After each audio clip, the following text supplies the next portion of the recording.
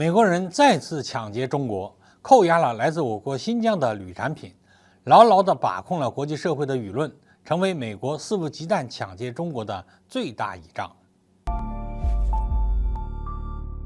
各位网友，大家好，欢迎收看本期中通 Talk。前不久美国人打着维护所谓的新疆人权的旗号，再次抢劫了我们中国。那么我们来看一下，这究竟是怎么回事呢？大家还记得吧？前些年，美国总统拜登签署了一项有关我国新疆的法案，叫所谓的维吾尔强迫劳动预防法案。这一次呢，美国海关和边境保护局就是用这个作为依据，扣留了来自我国新疆的铝产品。那么，美国为何这么肆无忌惮地抢劫中国呢？我们今天就来聊聊美国抢劫中国产品的话题。美国政府习惯性地将所有问题都进行政治化，毕竟这很符合美国人一贯的霸凌作风。在遏制中国发展的手段中编织所谓的人权问题，自然就成为了美国人手中最好的武器之一。像这种利用所谓的人权作为借口扣押中国产品的事儿，早就见怪不怪了。毕竟美国人连俄罗斯富豪个人的财富都能毫无羞耻地直接没收，还有什么他做不出来的呢？美国之所以这么肆无忌惮，归根结底还在于美国现在牢牢地把控着国际舆论，谁有人权，谁是恶魔，都由美国说了算。在美国各种媒体的报道中只要是涉及到中国新疆，他们总是刻意进行抹黑，站在所谓的道德制高点上对中国进行疯狂的攻击。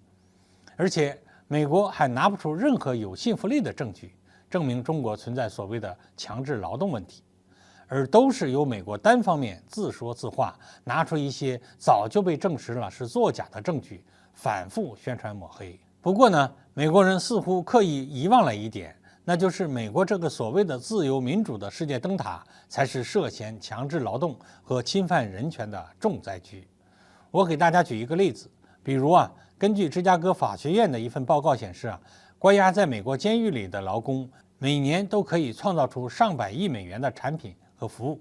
但是他们甚至得不到每小时1美元的报酬，平均仅有每小时13到52美分，而且还要再被扣除额外的费用。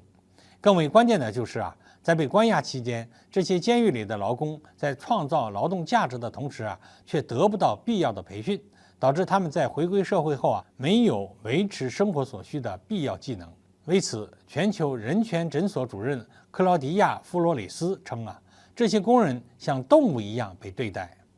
怎么样，大家有没有觉得这是对美国所谓的灯塔莫大的讽刺呢？令人感到遗憾的是类似这样的报道和讨论在国际上可以说是少之又少。正是因为我们前面提到的美国牢牢掌控着国际舆论，别人讲不得，才导致美国可以一个接一个的弥天大谎，对中国进行多次抢劫。有类似遭遇的国家很多，中国不是唯一。我相信随着越来越多国家和人民的觉醒，国际社会总有一天会明白，美国口中所谓的强制劳动根本就是他们炮制出来的弥天大谎，为维护自身的合法权益将和美国霸权做抗争。今天美国强行吃进去的，将来必须连本带利吐出来。好，各位网友，今天我们就聊到这里，感谢大家收看，欢迎留言评论，我们下期再见。